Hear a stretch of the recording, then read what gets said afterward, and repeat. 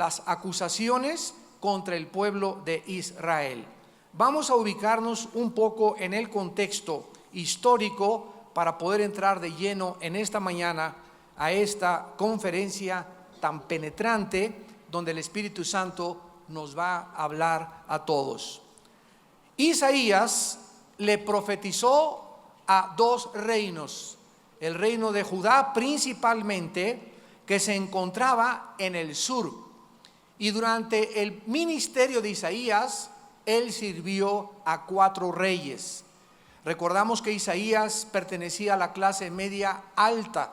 Los familiares, el papá de Isaías era amigo de los funcionarios públicos y del gobierno, y era una persona usada grandemente por Dios para poder penetrar dentro de estas esferas gubernamentales y crear conciencia, concientizar a su pueblo de la importancia que despertaran para poder influir en el país.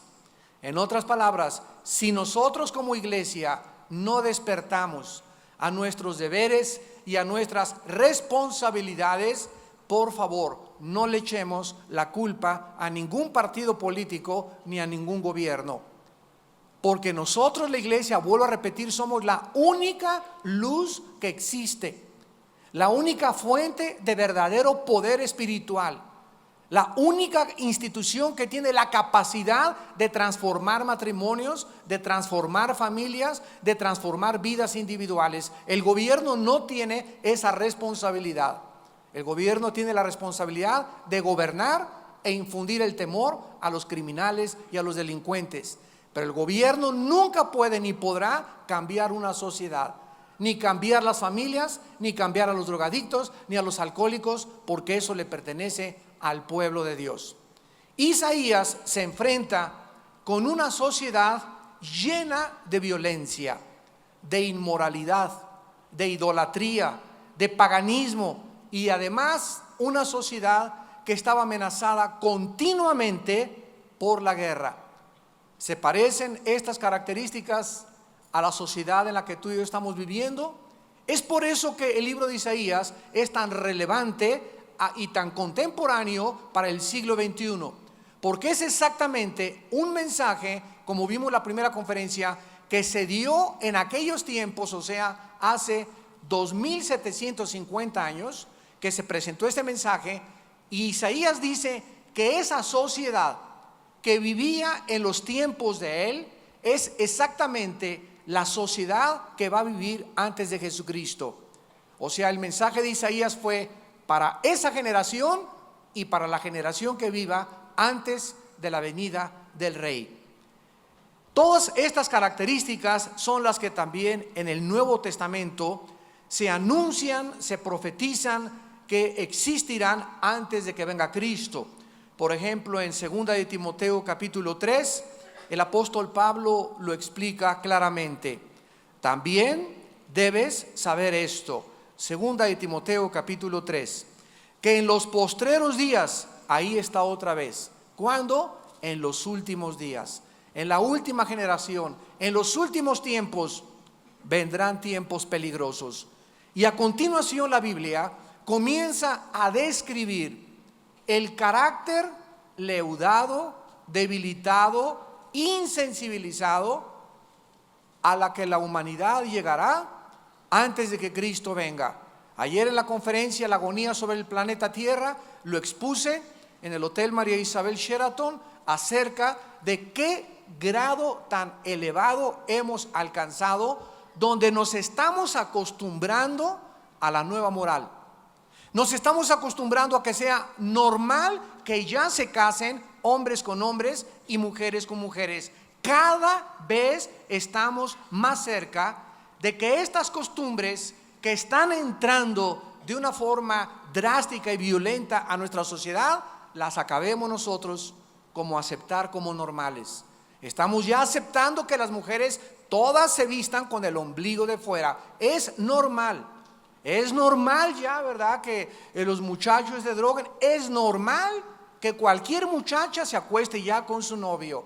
Es normal que el sexo antes del matrimonio sea aceptado por la sociedad. Y cuando una muchacha no lo hacen, en lugar de que sea una mujer virtuosa, le llaman loca, atrasada, anticuada, Sor Juana Inés de la Cruz, Santa Teresita de Jesús, monja religiosa, porque estas virtudes que son exaltadas por nuestro Padre Celestial, en la sociedad que vivimos, ya no forman parte de nuestra moral. Ya es ser anticuado, repito, es ser cerrado, es ser ya perteneciente a una generación de los cavernícolas, así es como nos dicen, etcétera, etcétera. Pero la Biblia nos sigue diciendo, así como Él es santo, sean ustedes santos en toda vuestra manera de vivir. En la forma de vestirse, en la forma de comer, en la forma de caminar, en la forma de actuar, cuando subes al metro, cuando vas al cine, cuando entras al restaurante, en todas las formas en las que nosotros nos manifestemos y vivamos, debemos de manifestar que somos un pueblo apartado de Dios. Entonces no debemos de permitir que las normas morales sean relajadas, ni sean rebajadas, porque somos un pueblo diferente, llamados con grandes recompensas, con grandes privilegios que Dios nos ha dado, para que podamos vivir de acuerdo al llamamiento que hemos recibido del cielo. Y aquí dice Timoteo, porque habrá hombres amadores de sí mismos. Miren ustedes que ellos encabezan la lista. ¿Qué quiere decir? Que la generación antes de que Cristo venga será una generación principalmente de varones centrados, interesados solo en sus personas, en su belleza, en su físico, en su trabajo. No le va a importar dejar a la esposa por irse con la secretaria, no le va a importar dejar a los hijos por irse con la amante, no le va a importar hundir al país y llevarse todo el dinero que se pueda durante su gobierno. Hombres que solamente van a estar centrados, concentrados, interesados en sus propios intereses egoístas. Hombres que solamente se aman a sí mismos, no aman ni a Fido su perro. Avaros, vanagloriosos, soberbios, blasfemos, versículos 3, sin afecto natural. Ya se está perdiendo el afecto natural del varón por su esposa, del varón por sus hijos. Ya no tenemos la sensibilidad de interesarnos en las personas que sufren, en las personas que se drogan, en las personas que en alcohol, de ir a la cárcel, de visitar a los asilos, de visitar a los hospitales. Se está perdiendo ya la sensibilidad del ser humano. Nos estamos convirtiendo ya, sin que nos demos cuenta, en máquinas, en robots. Solamente funcionamos cuando nos dan cuerda. Ya no hay emociones, ya no hay sentimientos, ya no hay interés por nadie más que por mi propia persona. Estas características, regresamos a Isaías, se mencionan en todo este libro, y es interesante que se mencionan también para la generación antes de que Cristo venga. Nosotros pues, como Isaías, en el versículo 1, Dios le dio una visión. Así comienza el libro de Isaías, visión de Isaías. La palabra chazón, que se tradujo visión, significa que así como Dios le dio a Isaías una visión, ¿qué significa? Le permitió ver una perspectiva, síganme con mucho cuidado, le permitió ver una perspectiva mucho más lejana, esto es lo que es una visión, mucho más amplia de lo que iba a acontecer. Para que cuando nosotros recibamos esta visión de Dios, y entendamos que Dios quiere que tengamos una visión mucho más grande que en México entero, que los políticos, que tus familiares, que tus vecinos, etcétera, etcétera, es para que sepamos a dónde se dirige el mundo y estemos preparados en el momento en que las cosas comiencen a acontecer. Jesús dijo, les dije todas estas cosas para que cuando suceda sepan que yo también se las dije con anticipación. Es bien importante que nosotros sepamos en esta mañana que la Biblia nos habla claramente de que nosotros debemos de mantener una visión. Dice Proverbios 28:5, mas los que buscan a Jehová entienden todas las cosas. En Daniel 12:10, los entendidos en los últimos tiempos entenderán todas las cosas. Y en el libro de los Efesios, el apóstol Pablo ora y le pide a Dios para que esta iglesia, Efesios 1, versículo 18, alumbren los ojos de su entendimiento. para que sepamos cuál es la esperanza a la que nos ha llamado Dios y cuáles las riquezas de la gloria de su herencia en los santos. Nosotros somos llamados a ¿qué cosa? A tener ojos que vean mucho más allá de lo que ven la persona común y corriente. Somos llamados a entender qué está pasando ahorita con todas estas catástrofes y fenómenos ecológicos que mencionamos en la conferencia de ayer. ¿Por qué los tsunamis? ¿Por qué los huracanes? ¿Por qué los terremotos? ¿Por qué el calentamiento de la tierra? ¿Por qué las radiaciones que están viniendo ahorita del sol ya han quemado 25 millones de kilómetros cuadrados la Antártida? El hoyo de ozono tiene 25 millones de kilómetros cuadrados. Y la gente todavía sigue como si nada, ja, ja, ja, jijijo, y vamos a ver Rebelde ahorita, y vamos a comprar esto. Y estamos en una sociedad donde, como dice el Mateo 24, en los tiempos de Noé comían, se casaban, se daban en casamiento, bebían, y no entendieron. ¿Qué cosa es lo que Dios quiere que entendamos? Que no seamos insensatos de cual sea su voluntad. Que tenemos una misión aquí en la vida, que la eternidad la tenemos enfrente de nosotros, que ya no podemos estar.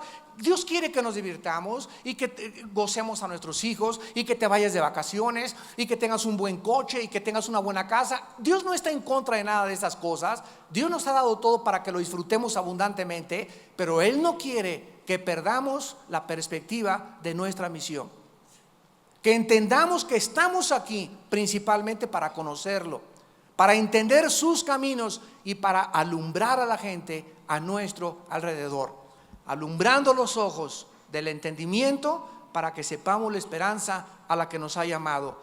Dios quiere que seamos entendidos y que no nos convirtamos como animalitos, donde Él va a tener que tratarnos como trató a la generación de Isaías. Regresamos a Isaías y veamos la primera acusación, que se encuentra de los versículos del 2 al 10. Isaías 1, del 2 al 10. Oíd cielos y escucha tú tierra, porque habla Jehová. Crié hijos y los engrandecí, y ellos se rebelaron contra mí. El buey conoce a su dueño, y el asno el pesebre de su señor. Israel no entiende, mi pueblo no tiene conocimiento. Oh gente pecadora, pueblo cargado de maldad, generación de malignos, hijos depravados, dejaron a Jehová, provocaron a ira al Santo de Israel y se volvieron atrás. ¿Por qué querréis ser castigados aún? ¿Todavía os rebelaréis?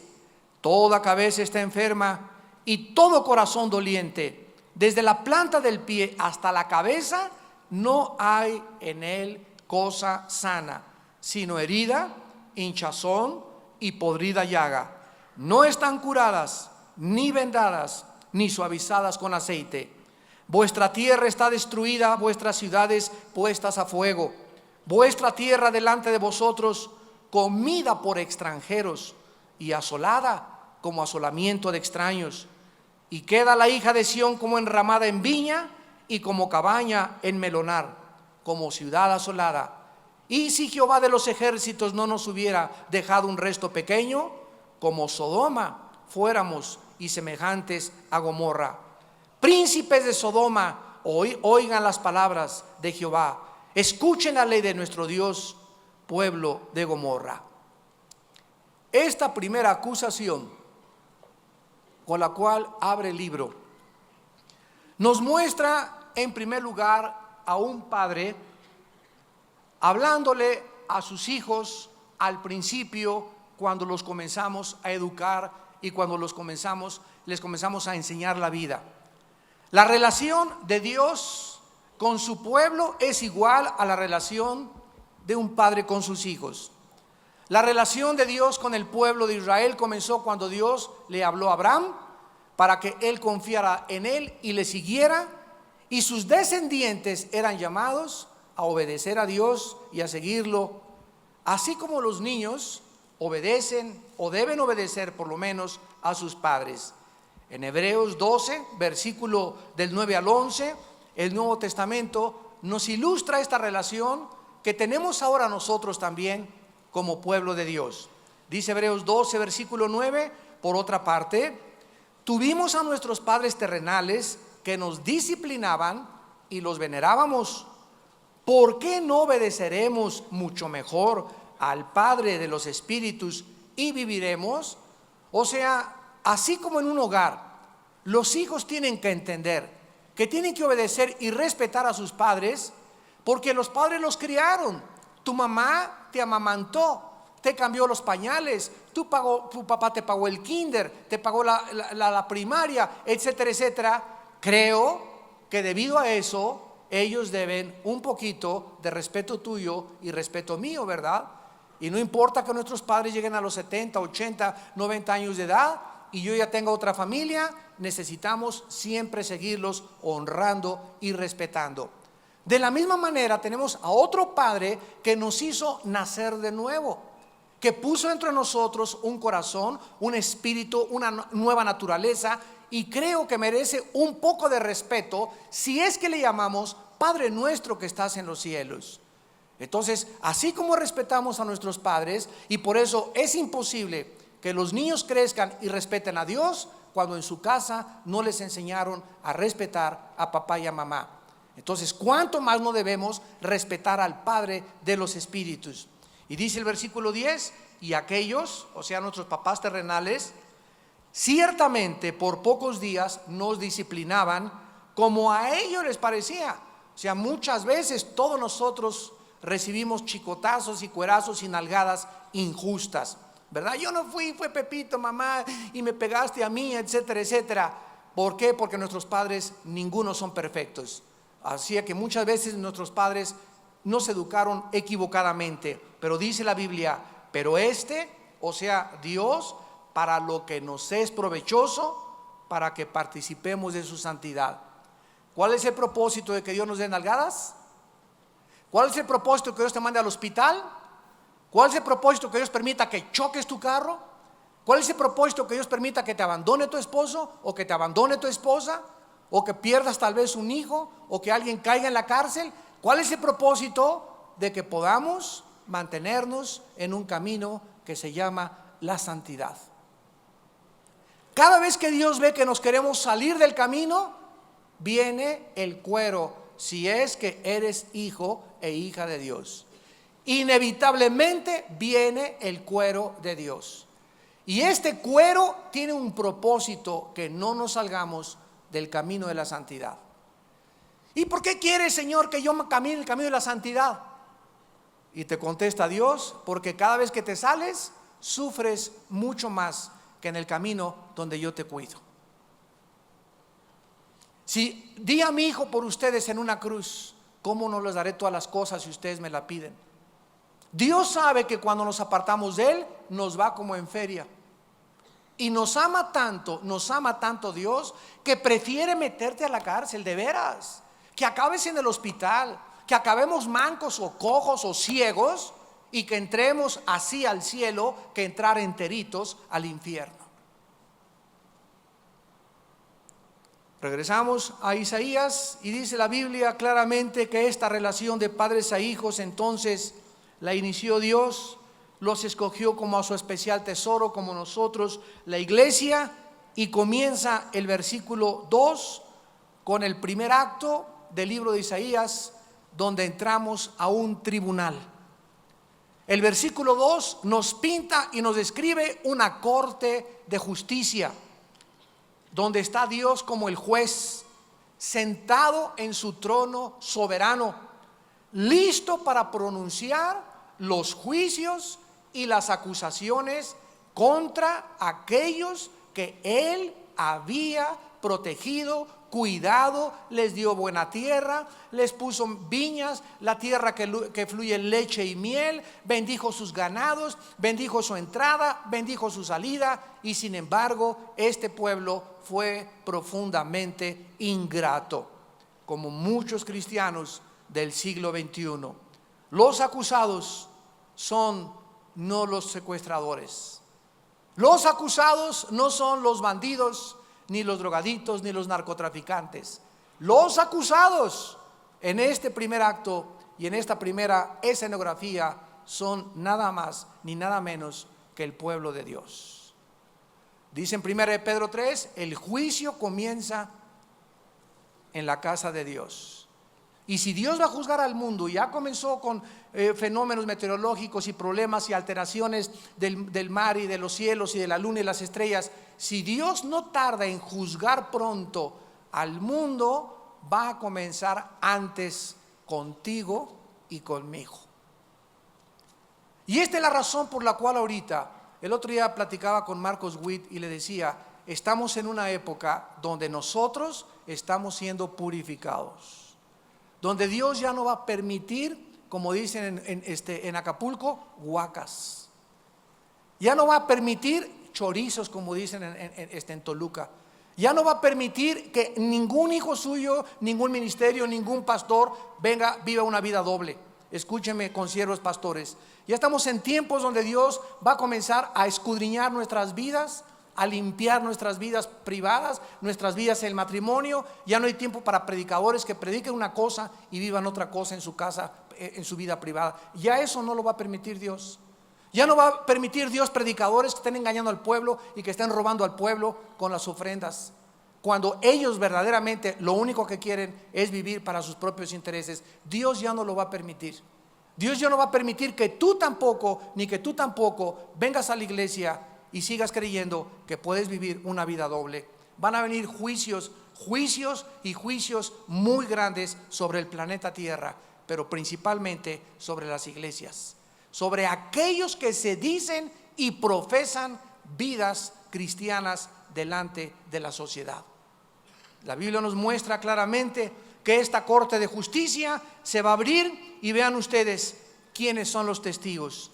Versículo 2: oíd cielos y escucha a tu tierra, ni más ni menos. Dios muestra al cielo y a la tierra y los pone como testigos. ¿Qué significa que Dios desde el Antiguo Testamento llamaba siempre como jurado a los cielos y a la tierra? Veamos rápidamente esta verdad en Deuteronomio capítulo 30, versículo 19. Deuteronomio 30, versículo 19. A los cielos y a la tierra llamo por testigos hoy contra vosotros, que os he puesto delante la vida y la muerte, la bendición y la maldición. Escoge pues la vida para que vivas tú y tu descendencia.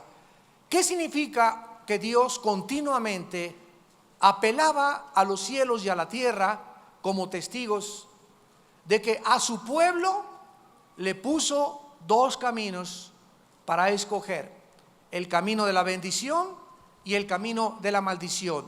¿Saben ustedes por qué Dios se llama Jehová Tzedkenu y Jehová de los ejércitos? Dios de los ejércitos es uno de los títulos que Dios tiene en la Biblia, porque el mundo espiritual invisible a nuestro alrededor está poblado, pululado totalmente de millones de criaturas espirituales, tanto ángeles caídos, malos, encabezados por el príncipe de las tinieblas, Satanás, como huestes de arcángeles encabezadas por Miguel y por Gabriel, etcétera, etcétera, por otros arcángeles. Y estos seres y criaturas espirituales son continuamente, dice Efesios capítulo 3, que ante las potestades Dios la sabiduría la está manifestando en los cielos. Ellos son testigos cada vez que Dios castiga y disciplina a un hijo o a una hija. Ahí están los ángeles viendo: Dios es justo, Dios es justo, santo, santo, santo es el nombre de Dios. Su trono es estrado de juicio y su trono estrado de justicia. Y todos son testigos en el cielo y la tierra de que Dios, cuando castiga a alguien, cuando disciplina a alguien, cuando nos da de cuerazos, es porque lo merecemos. Dios es infinitamente sabio para equivocarse en su trato con nosotros. Nuestros padres no, ya lo vimos, se equivocaban, pero no así Dios. Vemos en Deuteronomio 31, versículo 28, que dice la Biblia: congregad a mí todos los ancianos de vuestras tribus, a vuestros oficiales, hablaré en sus oídos estas palabras, y llamaré por testigos contra ellos a los cielos y a la tierra. Como no tiene Dios testigos aquí abajo, porque yo no sé lo que tú haces en tu casa, ni tú sabes lo que yo hago en mi casa, hay personas que viven, seres espirituales que sí te están viendo y que sí me están viendo. Las 24 horas del día somos observados. Y en el Nuevo Testamento dice en Hebreos 12:1, teniendo tan grande nube de testigos, corramos con paciencia la carrera que tenemos puesta por delante. ¿Por qué debemos de caminar con paciencia? Porque hay miles de personas en el cielo que nos están observando. Y estamos siendo espectáculo, dice en 2 Corintios Pablo, a los ángeles del cielo. Nos están continuamente observando y además están aprendiendo la infinita sabiduría de Dios en su trato con nosotros. Así pues comienza Dios llamando a los cielos y a la tierra, y la primera acusación la encontramos en Isaías 1, versículo 3. El buey conoce a su dueño, el asno el pesebre de su señor. Israel no entiende, mi pueblo no tiene conocimiento. En primer lugar, la acusación de Dios nos revela 3 hechos del pueblo de Dios. Número 1, demostraron que nunca lo conocieron. La primera acusación contra ellos es que no tenían conocimiento de Dios. Tenían menos conocimiento que los bueyes y los burros. ¡Qué tremenda acusación! No les dijo: los acuso de fumar marihuana, los acuso de violencia intrafamiliar, los acuso de ser ladrones, de ser asesinos. No, la primera acusación tiene que ver con Juan 17:3. Te la sabes de memoria. Cristo, orando en Juan 17 al Padre, le dijo al Padre: Padre, esta es la vida eterna, que te conozcan a ti y a Jesucristo, a quien has enviado. ¿Qué es la vida eterna? ¿Qué es el cristianismo? ¿Qué significa? Que Dios nos ha dado una salvación que nos llama, impone su Espíritu Santo para que comencemos a estudiar este libro de día y de noche. Porque este es el único libro en el mundo que nos enseña quién es Dios, cómo es Dios, cómo es su carácter, qué es lo que Él quiere, a qué le llama a Dios. No la doctora Corazón, Dios. No el psicólogo, Dios. No el maestro de tu escuela, Dios. No los escritores, Dios. Él es el que nos dice que es bueno y que es malo. No los sexólogos, no los psiquiatras, no las personas del mundo. Es Dios el que nos ha dejado su manual para que sepamos qué es bueno y qué es malo, para que mantengamos el rumbo. Este es el mapa, este es el timón, esta es la brújula que nos guía y me dice cuándo estoy bien, cuándo estoy mal, cuándo debo de meterme, qué debo de hacer, cómo debo actuar, cómo debo de comportarme. Pero si nosotros no nos discipulamos, no tomamos diplomados, venimos solamente el domingo a la iglesia, entre semana no tenemos estudios, en la mañana nunca leo la Biblia, la leo una vez a la semana. Cuando llegue el juicio le dirán: Señor, Señor. ¿Y qué dirá Dios? Yo no te conocí. Porque Jesús dijo en Juan 10: mis ovejas, las que son mis ovejitas, oyen mi voz y me siguen. ¿Y cómo podemos saber nosotros que estamos siguiendo a Jesús? Cuando seguimos la Biblia.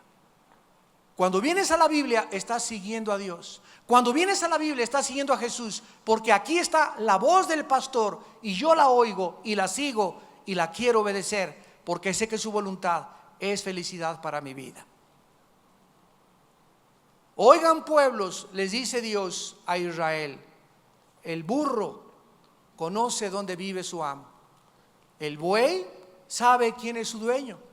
Ve al campo. Yo tuve caballos cuando era joven, ¿verdad? Viví en rancho como 6 años, casi toda mi juventud, gracias a Dios que viví en ranchos. Y llegaba yo al rancho, tenía un caballo que hacía el pinto, y era un rancho grandísimo con unos pastizales tremendos. Venía con la cubeta de maíz y con avena para darle sorbo a mi caballo siempre, y comenzaba pinto, pinto, y nada más comenzaba, y venía de donde fuera mi caballo pinto, y llegaba y comía. Si me metía, me seguía por detrás el caballo, a donde quiera que yo vaya, me metía a la caballo, donde estaban todas las sillas de montar y todos los látigos, los fuetes y los frenos del caballo, el cabestral y todas esas cosas, y el caballo ahí se quedaba esperándome. Me metía al río, le quitaba el freno, y ahí se quedaba esperándome el caballo. Los animales, tu perro te conoce, mi perro me conoce, no conoce a los extraños.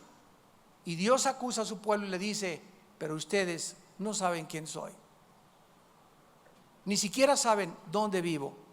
Miren ustedes en el Salmo 32 lo que Dios les advirtió también en una relación similar a la acusación que les hace con los animales. Qué triste es cuando lleguemos a ese nivel, más bajo que los animales, porque ni los animales, repito, desconocen a sus dueños. Dice en el Salmo 32, versículo 9: no seáis como Bambi, dice. No, ¿verdad? No seáis como el caballo o como el mulo, como la mula, sin entendimiento. Ahí está otra vez este cuadro: que han de ser sujetados con cabestro y con freno, porque si no, no se acercan a ti. Yo les platicaba que los caballos tienen un freno, que es un fierro así con un puentecito, y viene agarrado con 2 riendas, y cada vez de que tú le jalas la rienda al caballo, ese puente de acero se le encaja en el paladar. No te imaginas cuánto dolor le produce. Pero los caballos no hacen como los burros, ¿verdad? Es lo único que hacen los caballos. No puedes ver a los caballos llorar ni quejarse, pero están sufriendo terriblemente cuando le jalas el freno. ¿Y para qué tienen ellos que pararse? Cuando sienten dolor, porque el caballo tiene que asociar el dolor con la obediencia. Solo cuando sienten dolor se paran y se frenan. Dios nos dice exactamente lo mismo a nosotros. ¿Quieres entenderme con estas palabras que en esta mañana te estoy hablando? ¿Quieres entenderme por las buenas? Mijito, no te portes mal, haz esto, mira, tus caminos no me gustan. ¿O quieres que, como los animales, aplique dolor a tu vida? ¿Será necesario que Dios tenga que infringir dolor en nuestras vidas, o que nos pase algo que nos duela profundamente para que nos paremos y nos acerquemos a Él? Porque vean ustedes que el propósito del dolor en los animales es que se acerquen a su dueño y no se desboquen. No sean, dice Dios, como los mulos, como los caballos, que tienen que sufrir para entender que no deben desbocarse. Dios lo va a hacer si tú eres hijo e hija de Dios. Regresamos y vemos también, ¿verdad?, en el versículo 2, que dice Dios que los crió y los engrandeció, y ellos se rebelaron en contra de Dios. El buey conoce al dueño, el asno o el burro, el lugar donde vive su dueño, el pesebre. Israel no entiende, mi pueblo no tiene conocimiento. La rebelión probaba realmente que no conocían a Dios, ni lo conocían ni lo entendían. Y así acaba Malaquías, el último libro del Antiguo Testamento. En el capítulo 1 de Malaquías, versículo 2, dice Malaquías: Dios los ha amado. Y le contesta el pueblo: ¿en qué nos amaste? ¿Me han robado? ¿En qué? ¿Harán cubrir el altar con lágrimas? ¿Por qué? No supieron que los había amado, no supieron ni entendían que lo estaban robando cuando no le daban sus diezmos. ni entendían que debían ser fieles a sus esposas. Cuando el ser humano pierde el entendimiento ya de lo que de veras estoy robando a Dios, de veras al engañar a mi esposa, estoy labrándome un futuro terrible, me va a ir como enfermo en la vida. De veras, soy tan ingrato que no le digo a Dios todos los días: Padre, gracias por la comida, gracias por el vestido, gracias por la familia que tengo, gracias porque me has levantado. Cuando perdemos eso de vista, nos volvemos ingratos, sin entendimiento y como los animales. En segundo lugar, dice el versículo 4 que la segunda cosa que manifestaba la acusación, y les dice Dios: oh gente pecadora. Vean por favor con atención, santos de Dios, el versículo 4.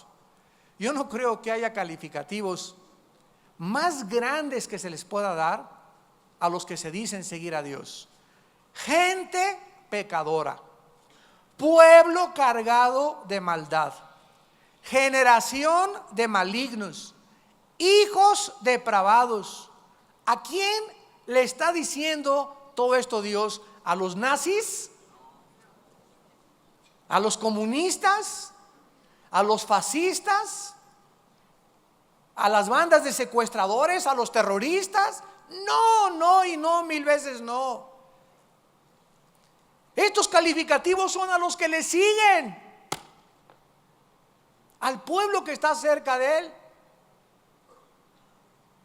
Yo me pregunto, ¿hasta qué grado puede el pueblo de Dios alejarse de los caminos de Dios y de la santidad para llegar al grado de ser acusados de esta manera? Yo al comenzar a estudiar este libro me puse profundamente a orar y a reflexionar y a meditar. Oh Dios, ¿es posible que podamos llegar a este punto tan profundo nosotros los que te seguimos y que somos cristianos, para que algún día en tu juicio nos hagas esas acusaciones y nos digamos: se lo está diciendo a los nazis? No es a mí, ¿verdad, Señor? No, a mochorejas, no, a los asesinos. No, les estoy hablando a ustedes, dice el Señor. Les estoy hablando a ustedes. ¿Hasta qué grado puede una persona llegar? Y me contestó Dios en el Nuevo Testamento, en segunda de Pedro capítulo 2. En segunda de Pedro capítulo 2 dice el versículo 20 al versículo 22, y fue mucho más claro ahora que lo comparé con Isaías 1 versículo 4. Dice en segunda de Pedro 2 versículo 20 al 22: ciertamente, aquí está hablando precisamente de muchas personas que militaron dentro de la iglesia, que dijeron que habían recibido el bautismo del Espíritu Santo, que hablaron lenguas, que echaron demonios, que tomaron estudios, y sin embargo estas personas, dice la Biblia, si habiéndose ellos escapado de las contaminaciones del mundo por el conocimiento del Señor y Salvador Jesucristo, enredándose otra vez. ¿Cuál es el peligro que tenemos todos nosotros, latente y potencial?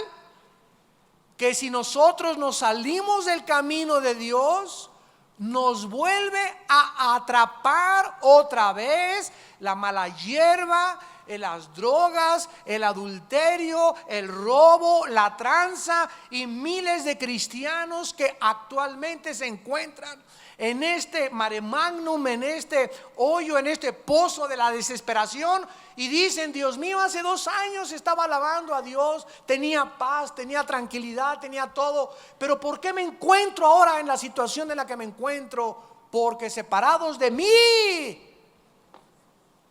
nada podréis hacer.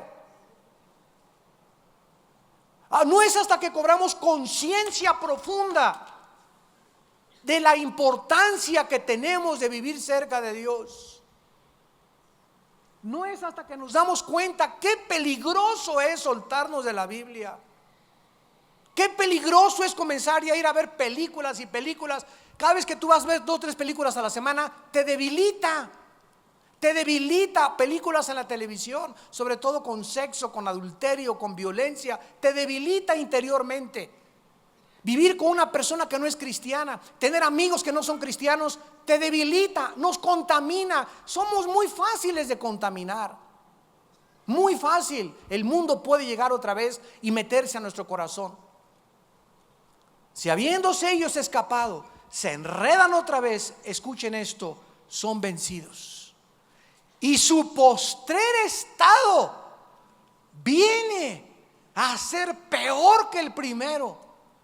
O sea que si alguna persona comenzó a seguir a Cristo y comenzaste a discipularte y comenzaste a crecer y te enredas en alguna tranza, te enredas en algún adulterio, te enredas en algún problema de pecado, la Biblia dice que vas a ir a un lugar peor que el que antes tenías cuando ni siquiera eras cristiano. Vamos a estar peor que cuando no éramos cristianos.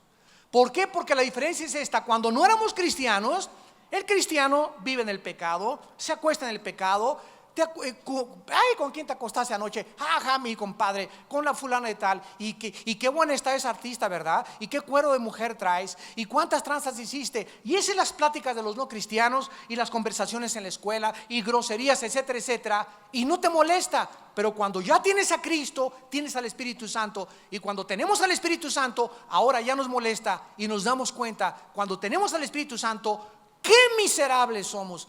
Qué culpa y qué vergüenza sentimos. Antes no la sentíamos. Por eso es peor nuestra condición, porque ahora tenemos una voz que nos dice y que nos atormenta: ven a mí, y si no regresas a mí, vas a seguir en tu profundidad de tu pecado, de tu culpa y de tu vergüenza. El estado es peor que el primero. Y dice más adelante: porque mejor les hubiera sido no haber conocido el camino de la justicia, que después de haberlo conocido, volverse atrás del santo mandamiento que les fue dado. Y escuchen que es mucho más grave la acusación del Nuevo Testamento que en el Antiguo Testamento. En el Antiguo Testamento se les comparó con los bueyes y con los burros, y aquí con los perros y los puercos. Porque les ha acontecido lo que le pasó al perro. ¿Qué le pasó al perro? Que cuando el perro vomita, regresa y se vuelve a tragar lo que vomitó. Y la puerca, cuando tú la lavas y la sacas del lodo y le pones su collarcito y le pones Chanel y le pones florecitas, la puerca regresa y se sigue revolcando en el lodo. ¿Por qué el perro tiene que regresar otra vez a su vómito? ¿Y por qué la puerca regresa al lodo? Porque en primer lugar es perro. Es la naturaleza perruna, canina, ¿verdad? Es la naturaleza de los perros. O sea, ¿por qué una persona que fue lavada y que fue exhortada y después regresa otra vez? Porque esa persona que regresa a su vómito, que regresa a comportarse peor, nunca tuvo un nuevo nacimiento. Su naturaleza nunca fue cambiada. El puerco regresa al lodo porque es puerco, le gusta el lodo, eso es su naturaleza. El perro tiene que convertirse en gato, en canguro, en rinoceronte, en hipopótamo, para dejar de hacer lo que él hace, porque es la naturaleza de los perros. Ningún otro animal se come el vómito más que los perros, y en ningún otro animal le gusta el lodo más que los puercos, porque así Dios los diseñó para después mostrarnos a través de su comportamiento, ilustrarnos verdades espirituales. Regresamos a Isaías. Y en tercer lugar dice el versículo 4 que no solamente sus vidas estaban infestadas de pecado, llenos de maldad, sobre todo moralmente, sino que en tercer lugar demostraban todas estas cosas que habían abandonado a Dios. Dice el versículo 4: dejaron a Jehová, provocaron a ira al Santo de Israel y se volvieron atrás. Esto nos muestra claramente el título El Santo de Israel, que se usa 25 veces en el libro de Isaías. El Santo de Israel nos demuestra el énfasis que Dios quiere que nosotros veamos en su carácter. Él es un Dios santo. Dejarlo a Él es dejar la santidad, porque el carácter de Dios es santo. Me alejo de Dios, dejo la Biblia, dejo de tener comunión con Dios, dejo de tener oración con Dios y abandono, ¿qué cosa? La santidad. Y alejarse de Dios es irse al mundo, al lodo del mundo, a la podredumbre del mundo, a la contaminación del mundo, a la vulgaridad, a las groserías, a la culpa, a la desilusión, a la frustración, a la amargura, a la vaciedad, a la ansiedad, al estrés, a todo aquello que el mundo nos ofrece.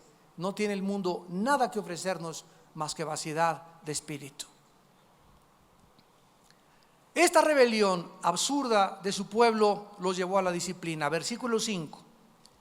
Y Dios les hace dos preguntas, buscando que se enfocaran y que pusieran atención en lo que Dios quería para ellos.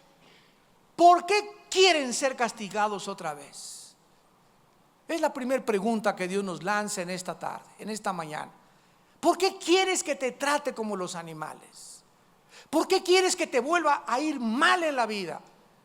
Si di mi vida para sacarte de esa vida tan perruna que llevabas, de esa vida tan miserable que llevabas, de esa vida de vaciedad, de desilusión, de tristeza, donde tú eres testigo de qué vida te saqué. Mira de qué cantera os he cortado, le dijo Dios a Isaías más adelante. Dile a mi pueblo de dónde lo saqué. ¿Por qué quieren regresar ahí? ¿Por qué quieren regresar otra vez al lodo? ¿Por qué quieres regresar otra vez a las drogas? ¿Por qué quieres regresar otra vez a la fornicación, a la inmoralidad? ¿Quieres tener sida? ¿Te quieres morir de sida? ¿O de enfermedades venéreas? ¿Quieres que tus hijos salgan con cara de sapos? ¿Quieres tu matrimonio ser manchado por el adulterio y la infidelidad y la deslealtad? ¿Eso es lo que quieres? ¿Por qué lo quieres? Dice Dios. Si ustedes me contestan que sí, voy a tener que concluir que ni los animales contestarían eso. Todos deseamos vivir felices, vivir tranquilos, que nos vaya bien, pero hay un precio que pagar, y el precio que pagarse es la santidad, vivir cerca de Dios. ¿Por qué quieren ser castigados? Y la segunda pregunta que les hace: ¿qué todavía van a seguir rebelándose?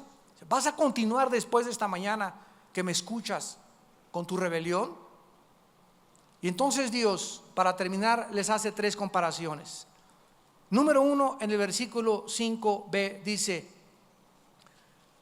desde la planta del pie, versículo 5, toda cabeza está enferma y todo corazón doliente.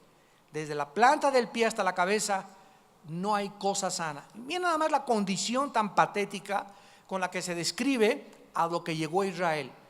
Herida, hinchazón, podrida llaga, no están curadas, ni vendadas, ni suavizadas con aceite.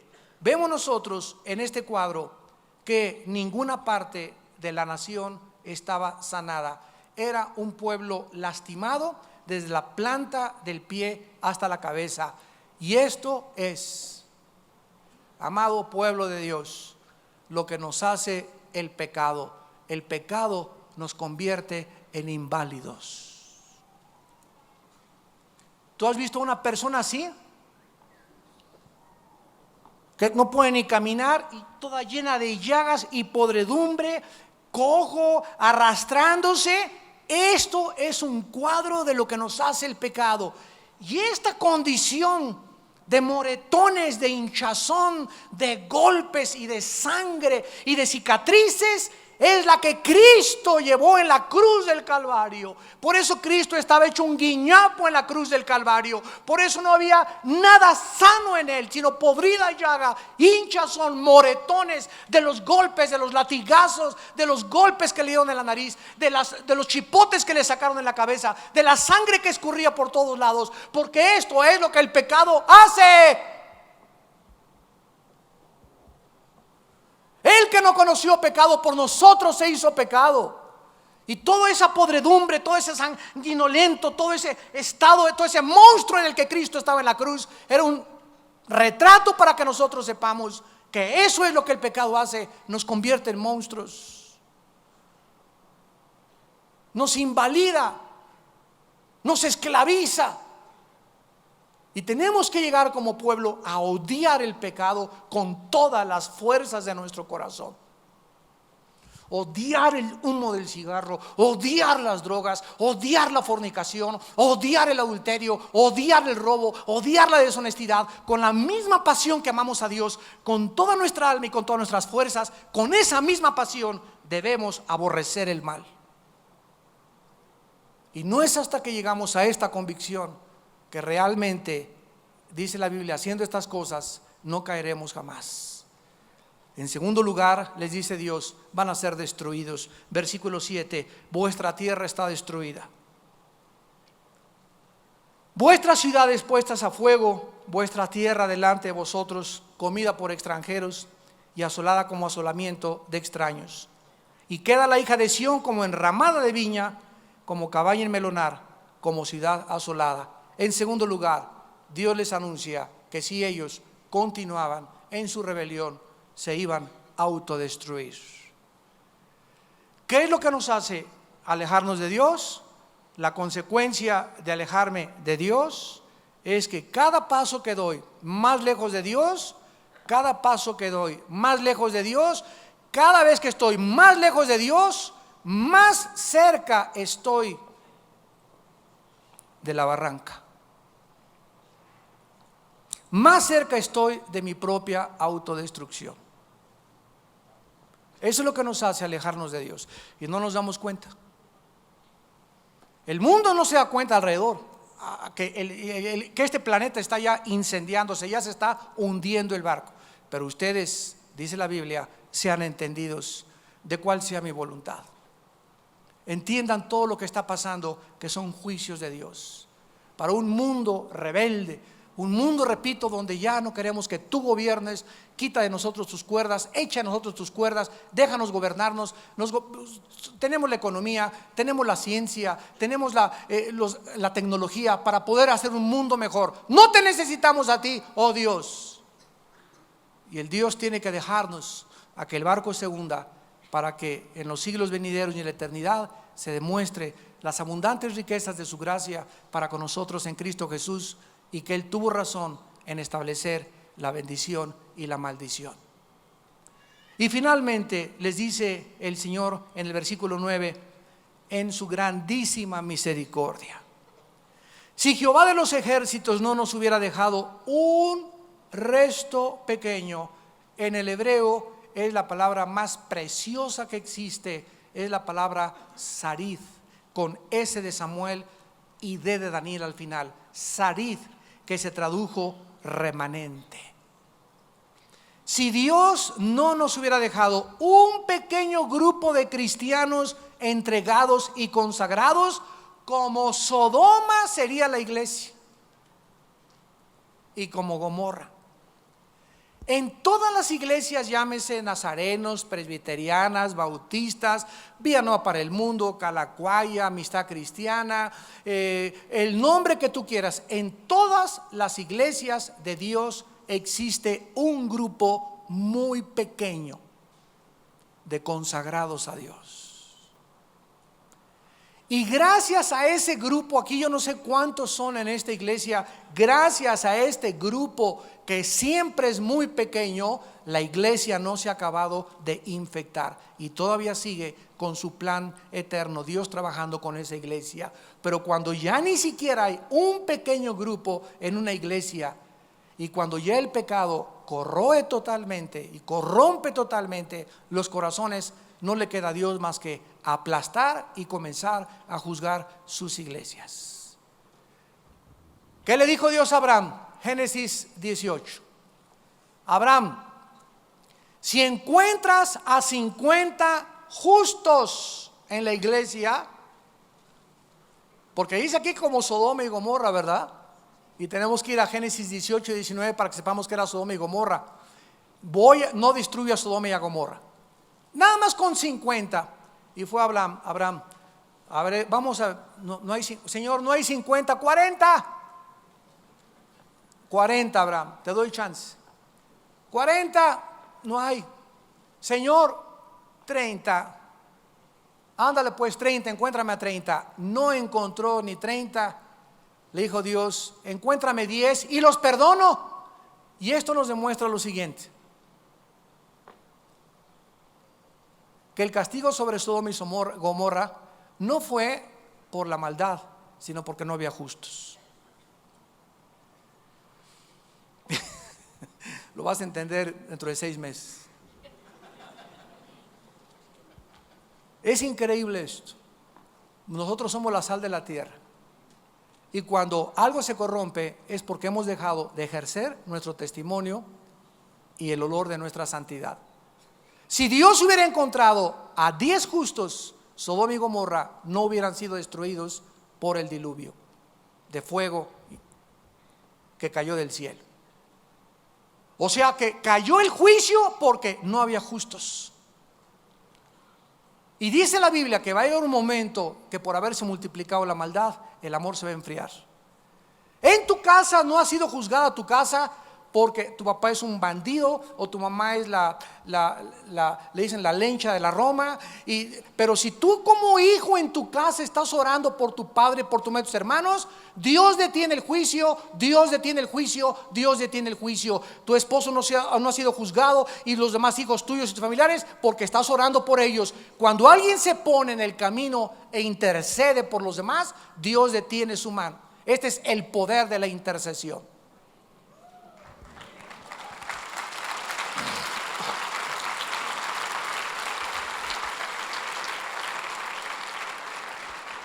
No nos imaginamos el poder tan grande que existe en la oración. Tal vez tu familia, tú no te das cuenta, pero hay alguien en tu familia que está orando por ustedes, por lo cual Dios no los ha juzgado. Pero el día que dejemos de orar, el día que dejemos de caminar en la santidad, el día que dejemos de ejercer el testimonio y la fuerza y la influencia que la iglesia debe tener en nuestra República Mexicana, ya no hay entonces ninguna salvación, ninguna esperanza para nuestro querido México. Y ahí estamos los cristianos esperando. Yo le voy al PRD, yo le voy al PRI, yo le voy al PAN, todavía creyendo y poniendo nuestra esperanza en hombres. Vana es la ayuda del hombre cuyo aliento está en su nariz. No os acerquéis a personas que nos pueden ayudar, dice el Señor. No hay hombres que puedan cambiar. Si alguien va a cambiar el curso en México, somos nosotros, la iglesia de Jesucristo, con nuestra influencia, con nuestro testimonio, con nuestro poder del Espíritu Santo, con la predicación de la palabra, en desayunos, saliendo de la iglesia y yéndonos a los hoteles a predicar, rentando los estadios, alquilando auditorios, levantando centros de rehabilitación, mostrándole al gobierno que somos un potencial, una institución, una fuerza poderosa para cambiar nuestra sociedad. México no va a ser cambiado con una mejor economía ni con menos corrupción. Va a ser cambiado cuando Jesucristo sea levantado como el Rey de Reyes y Señor de Señores de nuestra patria. Padre, te damos gracias por tu palabra en esta tarde. Te alabamos y te bendecimos porque tus juicios son justos y porque la justicia es el estrado de tu trono, Señor, y de tus pies. En tus pies, Señor, está la justicia, y tú cuando pisas, Padre Santo, para aplastar y para hollar, es porque tus juicios han venido y porque tu reino ha tomado el poder sobre toda la tierra. Oh Dios, esperamos ese día cuando podamos escuchar de los ángeles: el reino ha venido al Señor y a su Cristo, el cual reinará por los siglos de los siglos. Y las naciones se airaron, y la ira de Dios ha venido, y el tiempo de juzgar a los muertos y de darle recompensa a los santos y a todos los que temen su nombre, y de destruir a los que destruyen la tierra. Señor, estamos delante de ti como un pueblo culpable. Tú has hecho todo por nosotros, ya no puedes hacer más por nosotros. Nos diste a tu Hijo Jesucristo, nos dejaste tu santa palabra, pusiste tu Espíritu Santo dentro de nuestro corazón. ¿Qué más podía Él hacer? A pesar de esto, queremos seguirnos rebelando. ¿Queremos que Dios nos vuelva otra vez a disciplinar? Oh Padre, danos entendimiento y conocimiento tuyo, más que oro y más que la plata, porque eso es lo que tu pueblo necesita entender. que tú eres un Dios santo, que amas la santidad, y que si invocamos por Padre, aquel que sin acepción de personas juzga a cada uno según sus obras, conduzcámonos en temor durante todo el tiempo de nuestra peregrinación, sabiendo que no fuimos comprados con oro ni con plata, sino que la sangre de Jesucristo fue derramada en una cruz para pagar tan grande salvación. En esta mañana hay muchas personas tal vez que aún no tienen a Jesucristo en su vida. Yo te invito en esta tarde a que vengas a Él, a que ya no sigas rebelándote, a que ya no te sigas oponiendo a los juicios de Dios, a que le entregues tu corazón con todo tu alma y con todas tus fuerzas y le pidas perdón por tus pecados. Y en esta tarde Él pueda abrazarte y decirte: te amo, hijo mío, siempre te he amado y te he esperado en este momento para que yo pudiera cobijarte y darte mi protección y hacerte entender que no eres animalito, no eres animalito del campo, eres mi hijo, eres mi hija, y yo quiero lo mejor para tu vida. Y en esta tarde invítale a tu corazón diciéndole estas palabras ahí desde tu lugar. Ustedes que nos ven por la televisión también, donde quiera que estés, en la cárcel, en la sala de tu casa, en donde quiera que tú te encuentres, en un hospital, dile a Dios estas palabras: Señor, te pido perdón por mis pecados. Creo que Jesucristo pagó con su sangre en la cruz por mis pecados, y te pido que entres a mi corazón como mi Señor y Salvador. Me arrepiento con todas mis fuerzas, te pido perdón por mi vida y dame el poder de vivir para ti. En el nombre de Jesús, amén.